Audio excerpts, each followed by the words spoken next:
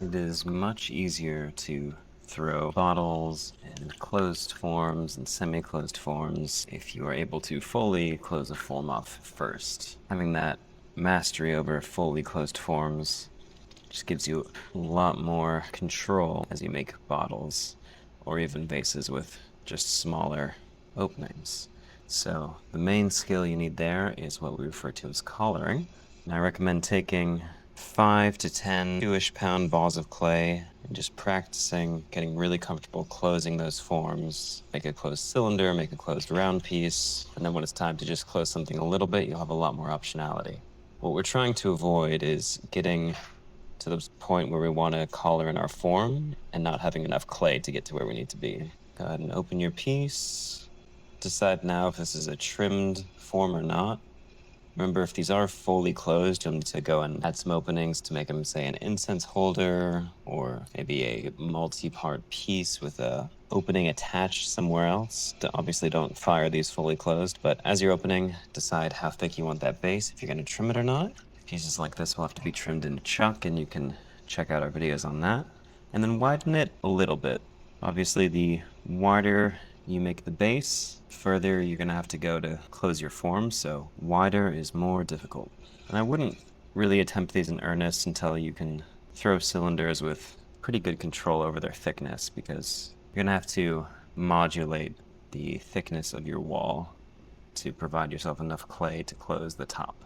If you're a bit newer, so you've been throwing for a few months to a year, just think to yourself while you're pulling this wall that you're going to pull a slightly thicker wall. And if you're more advanced but you haven't tried these shapes before, then as you're raising, just back off pressure ever so slightly at the top to leave the top quarter or so a little bit thicker. Don't get too carried away leaving a top wall that's super thick, because that weight up top can collapse your cylinder, but just a little extra thickness. Sometimes you can compress down with a pinch like this to get that extra thickness you need after you raise. And start just with a closed, straight-sided cylinder, and once that's comfortable, you can try closing off more elaborate stretched forms. Easier just to do a straight-sided cylinder. All right, we've got our cylinder. We've compressed the top a bit to give ourselves a little extra room. Now we're gonna work on closing this up. As ever, I suggest drying off your form with some ribs before you start doing anything that will really challenge the clay. This isn't strictly speaking necessary, and for certain aesthetics you wouldn't want to do this. You'd want more of a natural, free-flowing form, but having a dry cylinder at this point is going to make closing it a lot easier. We're worried about collapses in two areas as we close up our cylinders: in the body and in the shoulder. The body will collapse if it's too thin or too wide and you have too much weight on top, and the shoulder will collapse if the slope becomes too horizontal or you have to clear too great a distance for how much clay you have there. So there's two movements for closing up a cylinder here. See, I'm putting a little water in my hands. I'm going to start with a collar like this, like making our small cone when centering. Just remind yourself you're going to get here in bits and pieces, not all at once. And once that becomes so curved that doing the movement doesn't really change anything, you're going to raise, but you're going to raise in. So my left hand will hook in like this with these two fingers and put a little water on them. I'll take my middle finger and push across. Try not to raise horizontally across, definitely not downwards. Raise a little diagonally. Not too much water again, because you'll compromise the structural integrity of your shoulder. So a tiny bit of water just so it's not sticking. And you can go like here. I'm pushing like this. If you want to get in front of yourself, you can do it like that. Just doing a raising pass sideways. Here I'm switching form a little bit, hooking my index finger, pushing across that. Now, as it gets to the size of just my index finger, my left index finger in this hole, I'll start curving up a little bit to start making a neck. If you're making a bottle, this would be the neck of your bottle. But we're gonna actually close this off. This is similar to what we do in our chopstick jars to make that first form. So now, similar to collaring at the start, I'm just gonna do that, but with my fingers. Make sure the inside of that neck is dry, and just start pinching together like that with water on your fingers. Again, don't push that too horizontal or it will collapse. Pinch, you'll have a little nub there and you can just smooth over it. So, I'll say it again, do not fire this piece as is. This is really just a practice piece. You might use it as a component in a multi-piece form. But these are fun to play with too. Now that it's an air bubble, you can start pushing on it with ribs and get it to do all sorts of interesting things. So try out these closed forms before you start doing bottles or vases with really narrow necks. Experiment with how thin you can have your starting cylinder at the top. How much clay do you actually need to close it off? Try some with really wide bases. Try some where you curve the cylinder first and then close it. And expect some of them to fail and collapse. You can't learn the limits of the clay until you've collapsed the shoulder of a bottle down or the body of the bottle down as well.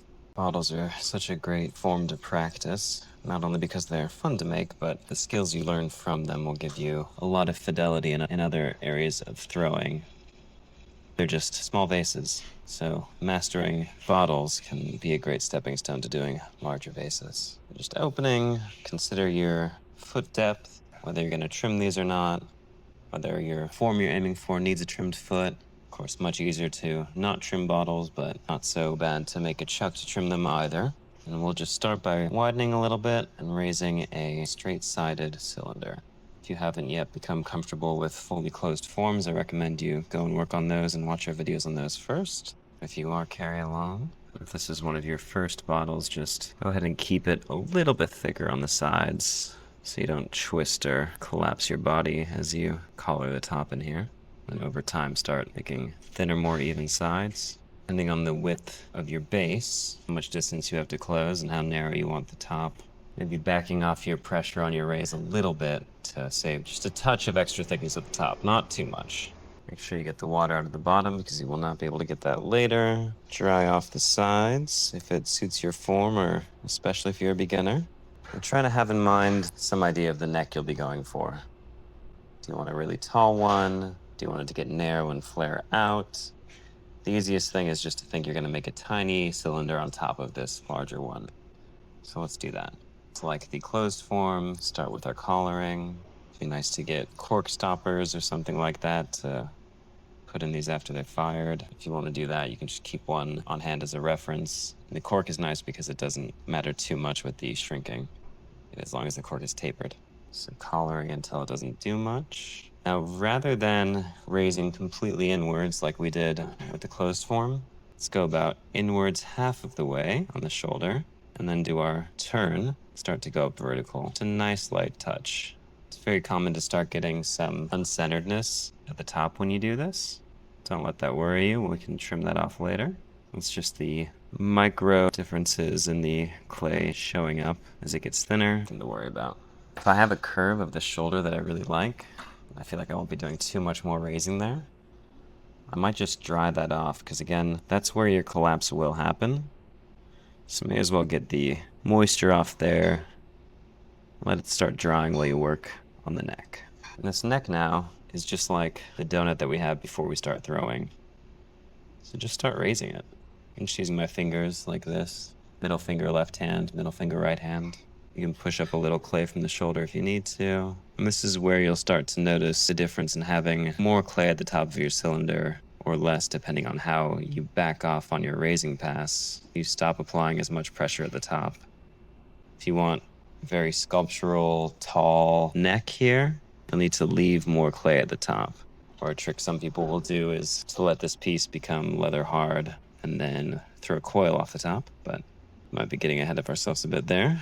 So I'm kind of coming in from the shoulder and bending up vertical like this. Just tracing the outline of the form you want to see. And then throw your cylinder. Dry that off. You could leave that as is, or we can start finessing that neck. So maybe we'll start just by trimming off the unevenness. It's not difficult to throw these necks, it's just everything becomes a lot more careful and fragile. You just need to be a little more gentle. Like throwing a mini vase on a wheel, starting with just a few ounces of clay. Gentle movements, not too much pressure. And try to just keep your fingers only as wet as you need them to be. You don't want water dripping down to the bottom, but if it gets too dry, you start torquing the neck, which can compromise the body or the neck. There's so many possibilities with these forms once you're at this point. In terms of, do you flare that neck now? Does it stay straight? Do you pull a spout off of the neck? Try all the different options that come to your mind, and then also make sure to look back and see what suits the form beneath. Let's try a little flare here just by gently pulling out. We'll go and trim up the bottom as usual.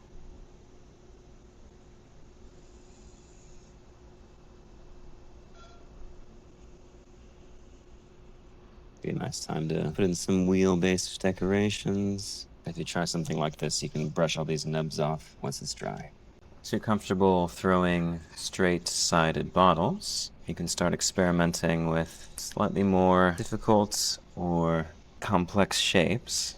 Try to have in mind the form you're going for before you open. Is it going to be trimmed?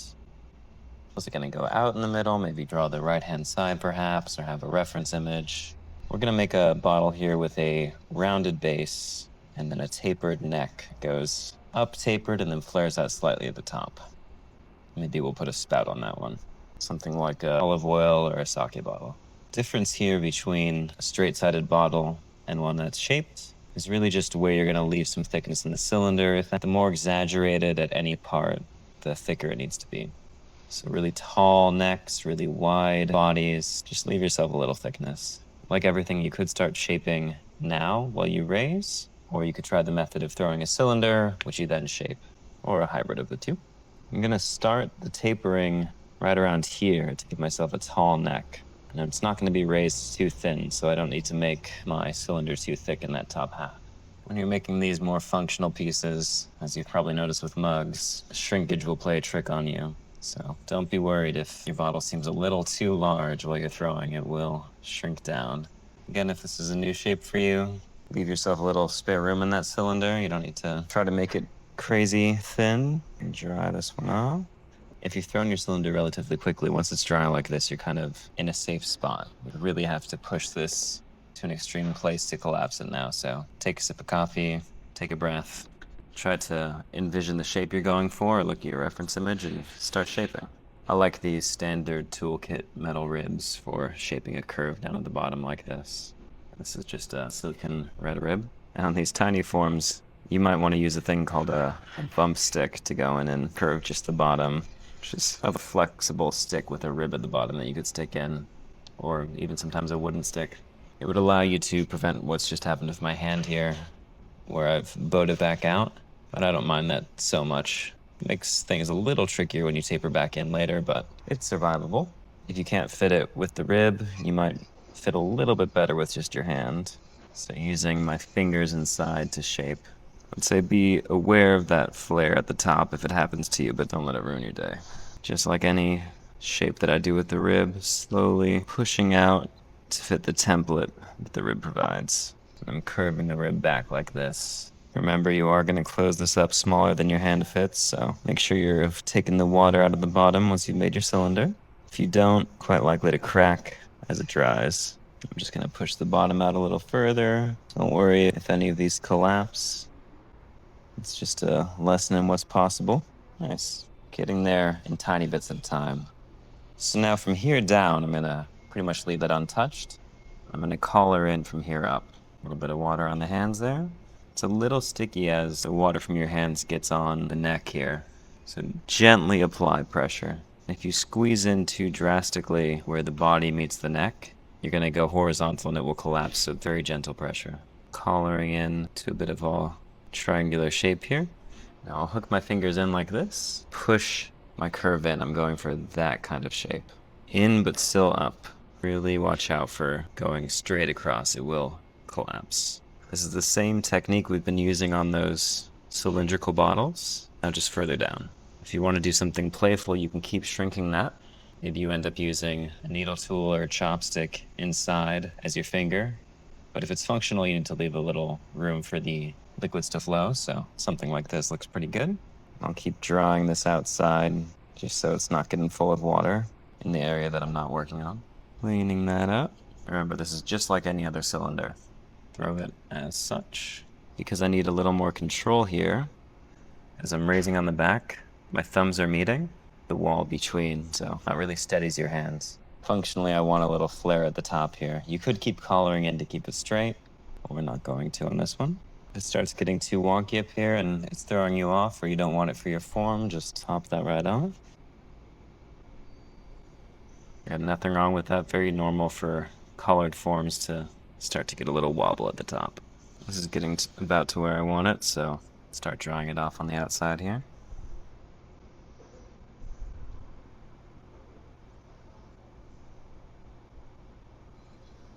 Just want a little more flare on my top. And then let's put a little spout on this. We'll do a separate video on pictures in the future. But for now, just think of pulling out like this. Pinch it thin first. A thinner pouring area gives you fewer drips. Just try to be really even with it. And then pinch and pull like this. Now, if you just do this and there's a lot of liquid coming out, it's gonna all gush over because we haven't given the liquid anywhere to go coming out. So we need to give it a throat. So we're gonna go a little further into the neck and pull that out. And that's gonna direct the liquid into our spout here. Lovely. So we've pulled even through the neck to give it a throat that will channel the liquid into the spout. Of course, this is just optional for your bottles. You can take these off the wheel in the same way you do anything else.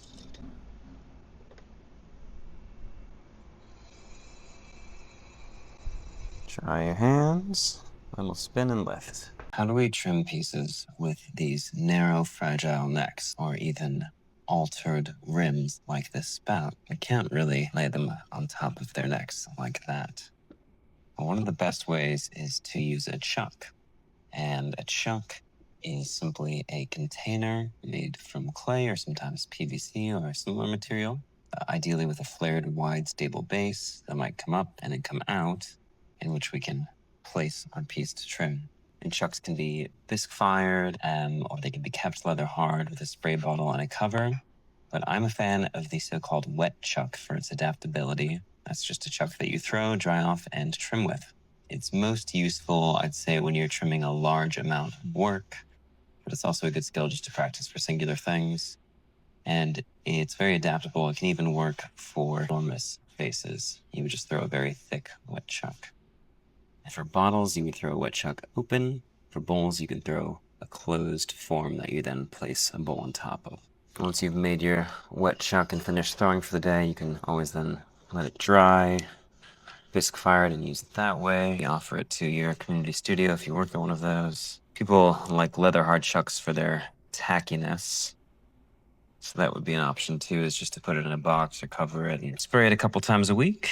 You can open right the way down to the wheel. Sometimes that can decrease the stability depending on how wide you're making it. So either leave a thin base or open it straight to the bottom. I'm leaving mine intact so I can widen more easily. Take a look at the bottles you're trimming and make sure that you open them wide enough that the necks of your pieces will fit down through the opening. And be sure not to raise this too thin. I've got pretty short necks on my pieces today, but you might need to use quite a lot of clay for a very long neck. I think for my purposes today, chocolate should be just fine. You could start to collar this in a bit and then open it out. Either of these is fine. This might be a slightly more stable chuck than just that volcano at the top. Just something to hold your piece. I'm gonna make this nice and thick. I'll then go and dry this off with my ribs. If it's taking you a while to make, maybe it's a good time to go get a coffee before you start trimming. Let this dry out a little bit. So now you can see into the chuck, just a simple, thick shape to hold our piece. If you're gonna collar in here, make sure not to go too extreme so that your piece still fits and it doesn't get too narrow. Our chuck is thrown and now we can start trimming. So, as usual, try to get an idea of what sort of foot you're gonna put on your piece. The nice thing about these chucks is you don't really need to center your piece too much. If the chuck is centered, it's basically taken care of for you. You can sort of tap them into place. The one thing I'd look out for, especially on very wide pieces like big vases, is that you're centered in this plane and not just the circular one, this axis. Most phones nowadays have a level that you can place on your phone to check that. You'll need to ensure you use your left index finger or a trimming spinner to keep a little bit of pressure down here. How easy is that? From here, your trimming is really just the same as usual. Just don't forget to keep a little bit of pressure down. If your pressure down with your left finger is too great or your piece is too heavy, you will start to collapse your chuck. But you can always take the piece off, rethrow that chuck. Nice thing about a wet chuck too is if the hole is too short or too narrow, you just get in there and stretch it out or raise it a bit. You can do vases or bowls in the same trimming session this way, starting with your closed chuck maybe, and then just opening it up for your bottles. Don't forget to use your fingernail, burnish that foot a little bit, save you a little sanding later. And of course your signature. And then a little wiggle. And there you have it. Super fast, trim your bottles, wet chuck. Even things like this, see it's too narrow here. I'll just go in and pull out a little bit, nothing to it. Oh no, our neck is too tall for the chuck. So let's make it taller. Just bringing up the contact point, which will allow the piece to sit higher. If this gets too nubbly or dry, just take your metal rib, smooth it off. Stretching it out from my spout. And we're back in business. Very useful tool, these wet chucks. Make sure it's flat, a little tap into center, straight back to trimming. That's your shrimp bottles with wet chuck. Enjoy.